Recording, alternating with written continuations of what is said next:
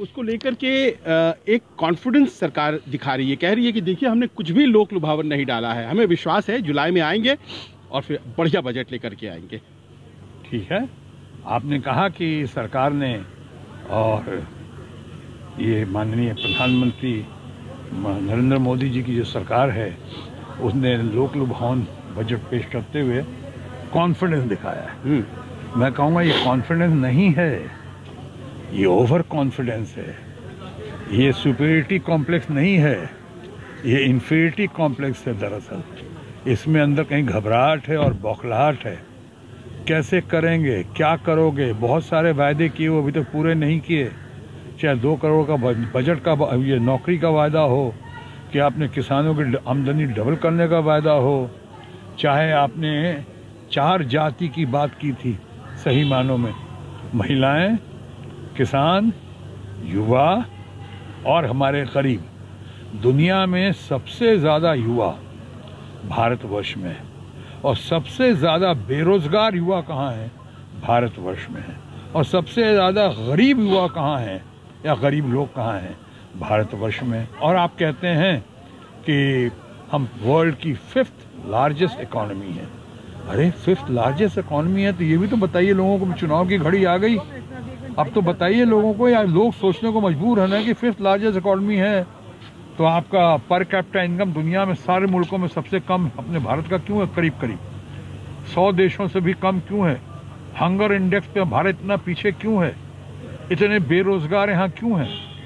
स्वास्थ्य सेक्टर में क्या किया आज के बजट में हमने? हालांकि अंतरिम बजट है, मैं अभी भी कह रहा हूँ अंतरिम बजट नहीं, ये अंतिम बजट है।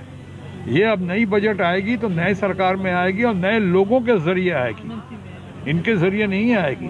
ये ओवर कॉन्फिडेंस है कि कह देना कि 2047 तक ये करेंगे और हम 2025 में ये करेंगे और 2050 तक ये करेंगे। अरे भैया 2024 में तो आ जाओ, पहले संभल के आ जाओ। चुनाव में सामने एक इंडिया ब्लॉक का इतना बड़ा हंगामा सामने चल रहा है, लोग अपोजिशन के प्रति इतनी सहानुभूति से देख रहे हैं, इतनी ऊर्जा के साथ उनका समर्थन कर रहे हैं।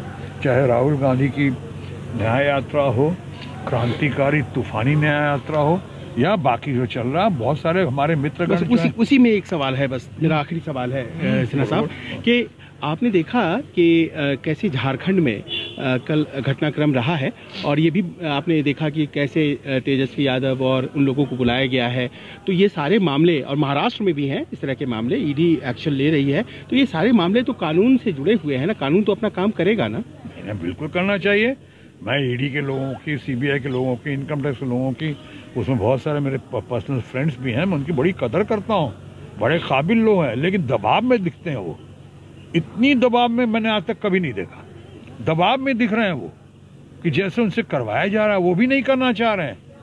इतने दिनों से आप केजरीवाल के पीछे पड़े हुए हैं, ये सारे ऑपोजिशन के पीछे क्यों? सारे के मान लो कि जितने हमारे फ्रेंड्स हैं भारतीय जनता पार्टी में या एनडीए में, वो सारे के सारे दूध के धुले हुए हैं। ऐसा तो नहीं हो सकता है ना। What is right for Peter should be right for Paul. अभी उनके पास कर रहे हो तो 2-4 तो इनके भी होने चाहिए था ना, वो तो आप कभी करते नहीं। जो अपोजिशन में उनको दबाने के लिए आप उन शरीफ लोगों को, गरीब लोगों को, जो लोग ईडी सीबीआई में हैं, उनको भी परेशान कर रहे हो। मेरे कई मित्र मुझसे कहते हैं कि हम जानते हैं हमारी बड़ी मजबूरी है, आप केजरीवाल साहब को जो कर रहे हैं, उसी इनकम टैक्स डिपार्टमेंट या उसी ईडी डिपार्टमेंट में बहुत सारे इनकम टैक्स के लोग हैं, वो लोग खुद नहीं जाना चाह रहे हैं, 5-5 सम्मन कर देते हैं वो। बट क्यों किया जा रहा है? इसलिए कह रहा हूँ कि इसी को बजट पे ला। आपने देखा अयोध्या का इम्पैक्ट, संपूर्ण सम्मान के साथ कह रहा हूँ, अयोध्या का इम्पैक्ट अच्छा था, लेकिन 3-4 दिन में धूमिल हो गया ना, ख़त्म हो गया ना करीब पॉलिटिकली। इसलिए धूमिल हो गया कि अभी जब तक उससे आता, उसका इम्पैक्ट पड़ता, तब तक बिहार में इतना बड़ा खलमंडल, इतना बड़ा घोटाला, इतनी बड़ी साजिश, इतना बड़ा षड्यंत्र, और जिन लोगों के जरिए हुआ, किन इरादों से हुआ, किस स्वार्थ के तहत हुआ, ऐसा मामला हुआ बिहार में, सब दुनिया सख्ते में आ गई। उसके बाद झारखंड में देखिए, जो हमारे अच्छे लोग हैं, इनके ऊपर जिस तरह से इनको अब जकड़ना है और पकड़ना है, उससे फिर केजरीवाल पे नजरें गई हुई हैं। महाराष्ट्र में जो ड्रामा हो रहा है, सिर्फ उन्हीं पे हो रहा है, अपोजिशन वालों पे। और आप एक तरफ ये कहते हैं कि हम तो कानून अपना रास्ता तय करे। अरे करे ना, कानून को करना भी चाहिए, कौन मना करता है, लेकिन ऐसा कैसे कि सिर्फ ऑपोजिशन के लोग। इसलिए मैं कहा कि उसका इम्पैक्ट इसलिए चला गया।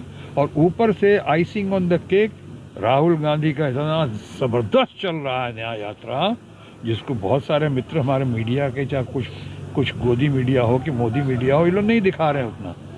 यूट्यूब से खबरें पूरी आ रही हैं और उनकी क्रेडिबिलिटी बढ़ रही है। और हमारे को बहुत सारे मीडिया और मीडिया के हाउसेज ऑफ फ्रेंड्स की क्रेडिबिलिटी कम हो रही है दिनों दिन, आपको तो पता ही होगा। इसलिए आज जो हुआ है, मैं इनकी बहुत कदर करता हूँ, निर्मला सीतारमण जी की। अच्छी लेडी हैं, बढ़िया लेडी हैं और काम से काम मतलब रखती हैं। बट जिनका दबाव होगा, चाहे जिनका पीएमओ हो कि जो लोग हैं, उन्होंने जैसे कहा करवाया है, तो मैं जानता हूँ इस बजट पे बहुत ज़्यादा उम्मीद नहीं थी लोगों को। ये अंतरिम बजट है, ये कोई ऐसा नहीं कि बजट से बहुत तूफान मचने वाला था, हंगामा होने वाला नहीं। लेकिन जब आपने कह के क्वालिटी पे नहीं है, क्वांटिटी पे आपने नज़र डालने की कोशिश की, बताने की कोशिश की, क्वालिटी का जिक्र नहीं किया, रोज़गार के कैसे अवसर पैदा होंगे वो बताने की कोशिश नहीं की। महिलाओं में अब अच्छा किया, उसकी सराहना करते हैं। 9 से 14 साल के बच्चों को सर्विकल कैंसर से बचाने के लिए आपने इंजेक्शन का फ्री कर दिया। लेकिन और बहुत सारे ऐसी मुसीबतें हैं स्वास्थ्य के मामले में जिन पे आपको नज़र डालनी चाहिए, वो कराना चाहिए आपको। आप जिस तरह स्वास्थ्य के बीमा का क्या हो रहा है अभी तक, उस पर कुछ कह देते तो अच्छा होता। आज अयोध्या के बाद राम जन्मभूमि के सारे जो भी यहाँ काम हुआ, उसके बाद ऐसी अगर कोई 1-2 घोषणा कर देते कि साहब हम अंतर्राष्ट्रीय स्तर का हम कोई एजुकेशन इंस्टीट्यूशन बनाएंगे, चाहे एम्स IIT होगा जो वर्ल्ड स्टैंडर्ड का होगा, चाहे हम करके दिखा देंगे और चंद रोज समय सीमा के अंदर, ये नहीं 2047 और 50। इसलिए ये करते तो कुछ बात होती। लगता कि हाँ, प्रभु राम के आंसू अनुकंपा से, आशीर्वाद से देश की जनता के लिए, गरीबों के लिए 5 ट्रिलियन इकोनॉमी का सपना देखने वाले लोग, ये बिलियंस लोग को जो हालत आज भी देश में अच्छा है, हम उसकी भर्त्सना नहीं कर रहे हैं, अप्रिशिएट करते हैं।